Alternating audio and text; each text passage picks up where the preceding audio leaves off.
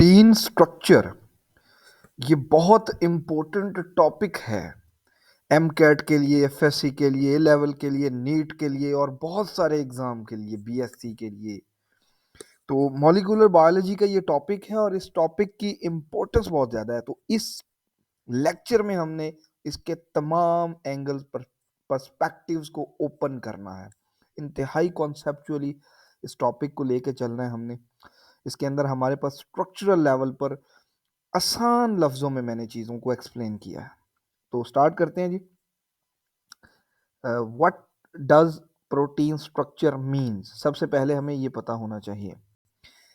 देखिए, दुनिया में हर वो चीज़ जो हमें आम आंख से नज़र आ रही होती है उसकी कोई बनावट होती है, उसका कोई ना कोई स्ट्रक्चर होता है। तो जो प्रोटीन्स हमें बड़ी बड़ी protein like egg, like meat, गोश्त हमें नज़र आ रहा है, इसके छोटे छोटे जो प्रोटीन पार्टिकल्स और उसके नीचे इसका कुछ ना कुछ स्ट्रक्चर है, उसी को हमने पढ़ना है। What does protein structure means? देखें, दुनिया की हर प्रोटीन जब तैयार होती है ना, राइबोसोम उसको तैयार करता है। प्रोटीन को सबसे पहले तो पता है ना आपको, राइबोसोम्स तैयार करते हैं। तैयार कैसे करते हैं? प्रोसेस ऑफ ट्रांसलेशन से।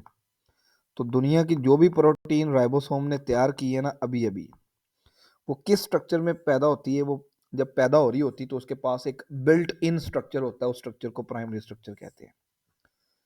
फिर यानी कि दुनिया की हर वो प्रोटीन जो तैयार की जा रही है वो किस स्ट्रक्चर के अंदर तैयार हो रही है? प्राइमरी बनावट के अंदर, प्राइमरी स्ट्रक्चर के अंदर। फिर वो स्ट्रक्चर चेंज हो जाता है सेकेंडरी में, फिर वो टर्शरी में। ज्यादातर प्रोटीन का यहां पर लेवल खत्म हो जाता है, लेकिन कुछ प्रोटीन आगे जाती हैं, ठीक है।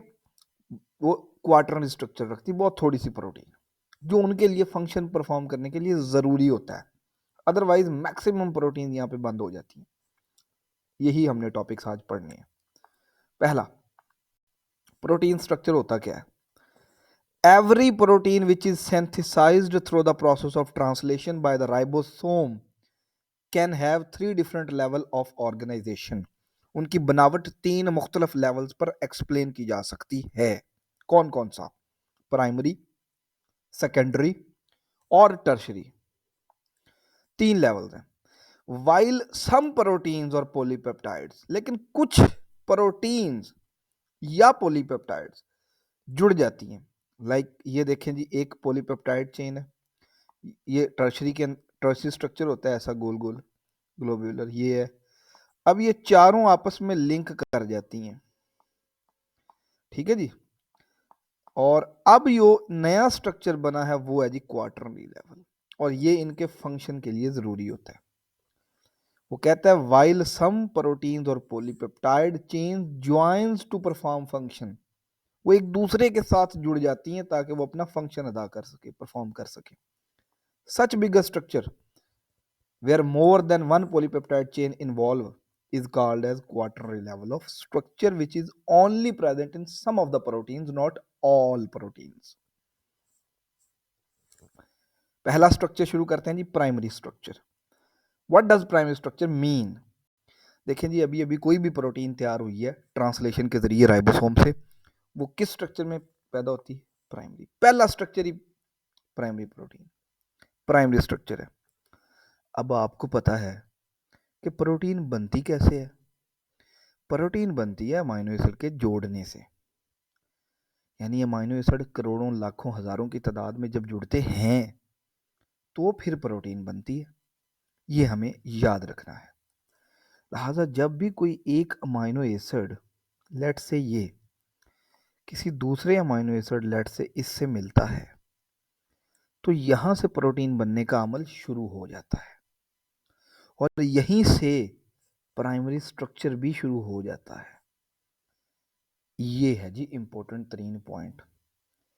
तो जब कोई एक अमाइनो एसिड दूसरे अमाइनो एसिड से जुड़ता है तो जो नई चीज बनती है दो अमाइनो एसिड को जोड़ने से, उसको बोलते हैं डाई पेप्टाइड।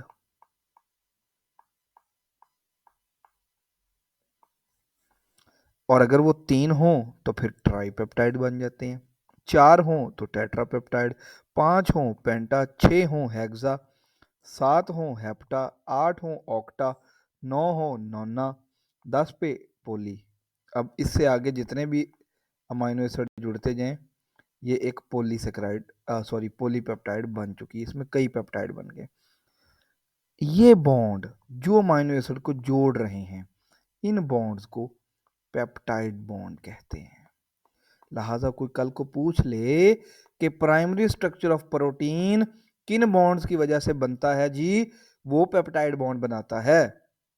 और पेप्टाइड बॉन्ड की तादाद, ये एमकैट का एमसीक्यूज है, पक्का नीट का कंपेटिटिव एग्जाम में इंटर टेस्ट में ये आता है क्या, कि जितने नंबर ऑफ अमाइनो एसिड्स हैं उनसे पेप्टाइड बॉन्ड का एक नंबर कम होगा।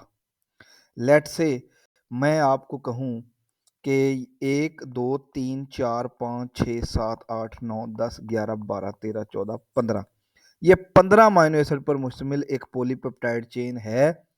इसमें पेप्टाइड बॉन्ड कितने होने हैं जी? 14 होने हैं।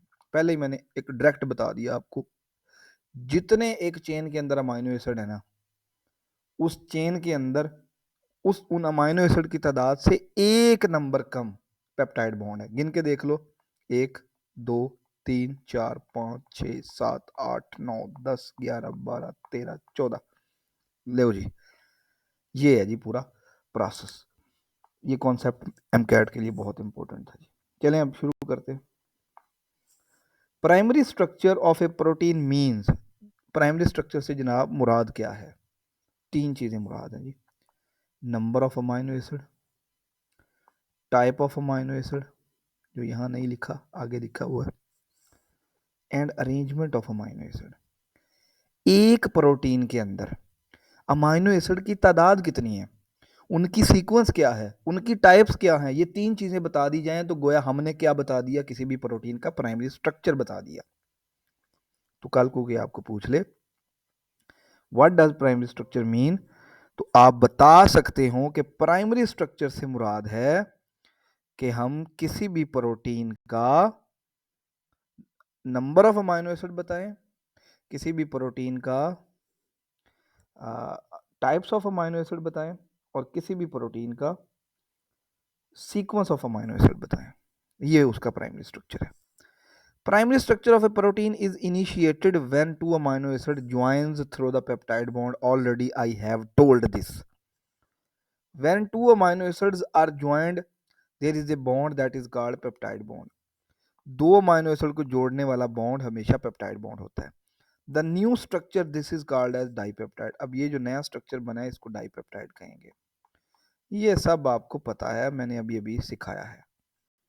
The primary structure of every protein is very specific. ये है जी एमसीक्यूज एमकैट का, और बड़ा तगड़ा एमसीक्यूज यहां से बन सकता है। किसी भी एक अमाइनो एसिड का क्या क्या स्पेसिफिक, प्रोटीन का क्या क्या स्पेसिफिक हो सकता है?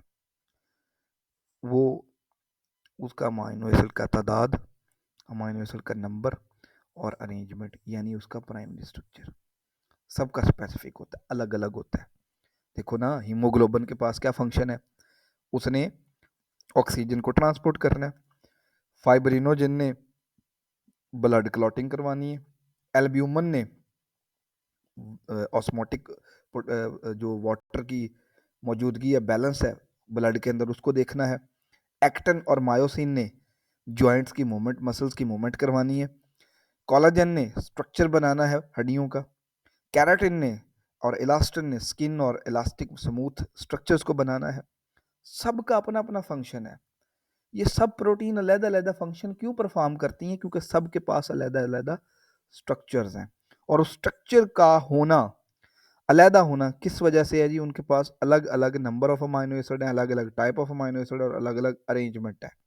That is why they are so important. अब हम एक एग्जांपल की मदद से इसको देखते हैं। ये देखिए जी, ये एक अरेंजमेंट आपको नजर आ रहा है, ये है जी प्राइमरी स्ट्रक्चर। ठीक है, अब हम एग्जांपल लेते हैं। इंसुलिन है जी एक हमारे पास प्रोटीन, इंसुलिन है जी। अब कोई हमें कह देता है कि इसका प्राइमरी स्ट्रक्चर बताओ, तो एफ सेंगर साहब ने हमें ये काम करके दे दिया।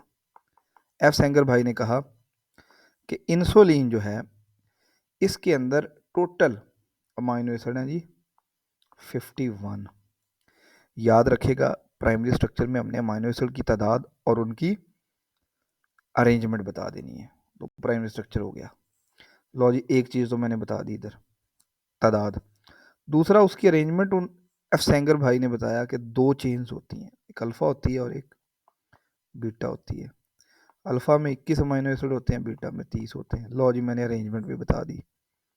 इसका मतलब है इस सूरत हाल में मैंने इंसुलिन का प्राइमरी स्ट्रक्चर एक्सप्लेन कर दिया है। So this is all primary structure of insulin. Now अब हम हीमोग्लोबिन की एग्जांपल लेते हैं। हीमोग्लोबिन थोड़ी बड़ी प्रोटीन है। हीमोग्लोबिन का प्राइमरी स्ट्रक्चर बताना है हमने, तो सबसे पहले उसके अमाइनो एसिड है 574। दूसरा उन अमाइनो एसिड की अब अरेंजमेंट बतानी है, तो वो अमाइनो एसिड 4 चेन्स में अरेंज होते हैं, अल्फ़ा 1, अल्फ़ा 2, बीटा 1, बीटा 2। हर अल्फ़ा 141, हर बीटा 146, टोटल बोलो तो 574। बहुत इंपॉर्टेंट बात। अब यहाँ मैं एक चीज़ पूछना चाह रहा हूँ कि पूरी हीमोग्लोबिन के अंदर पेप्टाइड बॉन्ड कितने होंगे। अभी पीछे कॉन्सेप्ट दे के आया हूँ कि एक चेन के अंदर जितने अमाइनो एसिड हैं उससे एक कम, तो अल्फा चेन जो है इसके अंदर पेप्टाइड बॉन्ड कितने होंगे 140, क्योंकि अमाइनो एसिड 141 है। यहाँ भी 140, यहाँ 145, यहाँ 145, तो टोटल पेप्टाइड बॉन्ड हीमोग्लोबिन में 570 होंगे। ये बात थोड़ी इंपॉर्टेंट थी। अच्छा, हीमोग्लोबिन के अंदर ना एक चीज़ याद रखिएगा, इसकी वजह से एक डिजीज़ हो जाती है। कैसे होती है अब वो बताता हूँ।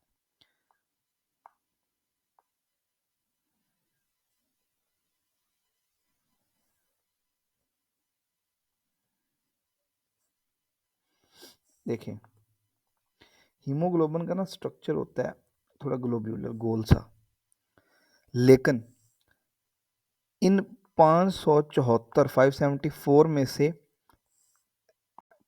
573 अमाइनो एसिड तो रहते हैं ठीक, लेकिन एक अमाइनो एसिड की तरतीब हो जाती है चेंज। ग्लूटामिक एसिड की जगह, ग्लूटामिक एसिड की जगह लग जाता है वैलीन। एक चेंज हो गया जी। 574 574 टोटल है, उनमें से इतने सेम है और एक बस बदल गया, ग्लूटामिक एसिड की जगह लग गया जी वैलीन। ठीक है, तो स्ट्रक्चर जो है, अब जब सबकी तरतीब ठीक थी तो स्ट्रक्चर ऐसा था, लेकिन जब तरतीब बदल गई तो स्ट्रक्चर गोल के बजाय सिक्कल सा हो गया। सिक्कल, सिक्कल लाइक यानी द्रांति जैसा हो गया। अब जब ये वाली हीमोग्लोबिन आरबीसीज में जाएगी ना, रेड ब्लड सेल्स में, तो ये ऑक्सीजन ट्रांसपोर्ट कोई नहीं कर सकती। इसका जो काम है ना ऑक्सीजन ट्रांसपोर्ट वाला, वो कोई नहीं होना।